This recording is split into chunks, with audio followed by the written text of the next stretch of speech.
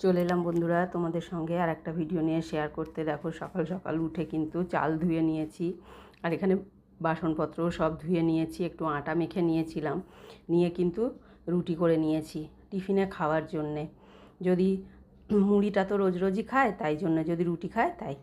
এইখানে দেখো একটু চা বসিয়েছি, কর্তামশাই এসে গেছে। কর্তামশাই চাটা খেয়ে কিন্তু চলে গেছিলো পুটকুকে আনতে।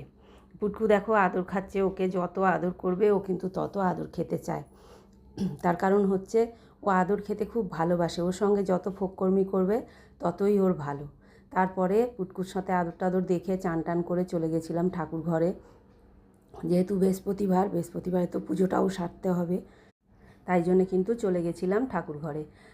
দেখো জবাগুলো কি তাজা, তোমাদের সঙ্গে ওটাই শেয়ার করলাম। আর এইখানে দেখো সব ফুল রেডি করে নিয়েছি, যেহেতু বৃহস্পতিবার আর আজকে পদ্মও ছিল, তাই পদ্মগুলোকেও খুলে নিয়েছি। আর এখানে ঘিয়ের প্রদীপ জ্বেলে নিয়েছি, ধুনো জ্বেলে নিয়েছি। আর বৃহস্পতিবারে দেখো এক্সট্রা কাজ বলতে আমাদের বাড়িতে শুধু থাকে এই যে মায়ের ঘরটা পাতা। এইখানে আমের পল্লবে সিঁদুর লাগিয়ে নিয়েছি, পানে সিঁদুর লাগিয়ে নিয়েছি, আর একটা পদ্ম নিয়েছি, দুব্বো নিয়েছি, যা যা লাগে মোটামুটি রেডি করে নিয়েছি ঘট পাতার জন্য। তারপরে পুজো সেরে ওপরে এসে খেতে বসে পড়েছি, একাই ছিলাম তাই একাই খেতে বসে পড়েছি। যা যা রান্না করেছি সব কিছু নিয়েই কিন্তু আমি খেতে বসে পড়েছি, কারণ অনেকটা দেরি হয়ে গেছিলো আজকে, তাই জন্য কিন্তু তাড়াতাড়ি করে খেতে বসে পড়েছি। খেয়ে দিয়ে উঠে একটু শুয়েছিলাম, তারপরে গেছি সন্ধে দিতে, কারণ বিকেলের প্রথম কাজ হচ্ছে সন্ধে দেওয়ার। সন্ধে দিতে গেছি, ধূপ ধুনো সব দিয়েই সন্ধে দিই, রোজেরই এটা দিই আমি। আর মাকেও তোমরা দর্শন করো। বৃহস্পতিবার বলে কিন্তু একটু আলপনাও দিয়েছিলাম। আর গোপুরা দেখো সেজেগুজে বসে আছে। আর মা লক্ষ্মীর সামনে কিন্তু প্রত্যেক বৃহস্পতিবারে আমি এই মা লক্ষ্মীর একজোড়া পা আঁকি। পাটা কেমন হয়েছে বন্ধুরা অবশ্যই কমেন্টে জানিও, ঠিকঠাক হয়েছে তো।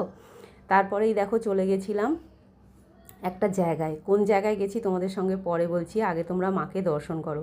আর আমার ভিডিওগুলো যদি ভালো লেগে থাকে অবশ্যই লাইক শেয়ার কমেন্ট করো। আর যারা ইউটিউব থেকে দেখছো তারা চ্যানেলটাকে সাবস্ক্রাইব করে দিও।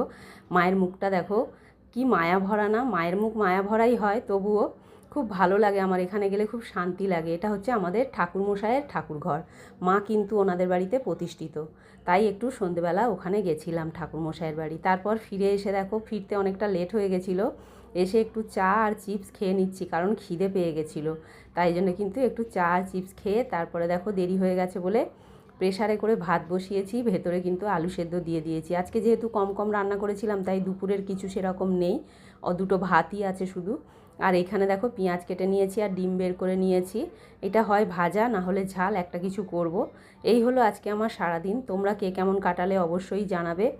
আর বৃষ্টি তো আমার এখানে হচ্ছে, তোমাদের ওখানেও কি বৃষ্টি হচ্ছে?